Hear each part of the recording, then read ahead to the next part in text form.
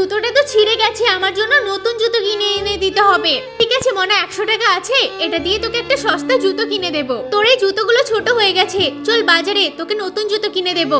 আরে এই জুতোগুলো ওরা ফেলে দিয়ে গেল, এগুলো তোকে পরাবো। এই এগুলো কি তোমার মেয়েকে দিয়েছে নাকি পরার জন্য? দিদি এই জুতোগুলো আমার মেয়ের একদম ঠিকঠাক হবে, আপনি লাগলে কিছু টাকা নিন, তারপরেও আমাকে দিন। না না, আমি টাকা ফাঁকা নেবো না, দেবো না। বাবা তুমি বাজারে চলো, আমি সস্তা জুতোই নেবো।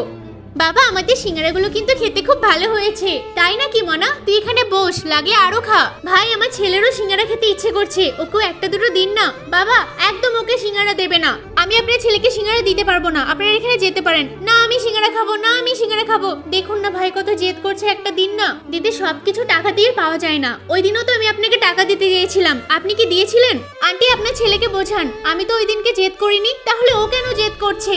আমি লুকিয়ে একটা সিঙ্গারা দিয়ে আসি, ছেলেটা কিভাবে কান্না করছে। দিদি একটু দাঁড়ান, এই যে সিঙ্গারাটা নিন, নয়তো আমার মেয়ে দেখলে বকাবকি করবে। আপনারা এখান থেকে চলে যান তাড়াতাড়ি। বাবা আমি দেখে ফেলেছি তুমি ওকে সিঙ্গারা দিয়েছো। থাক না মনা, সবাই তো আর একরকম হয় না, ছেড়ে দে।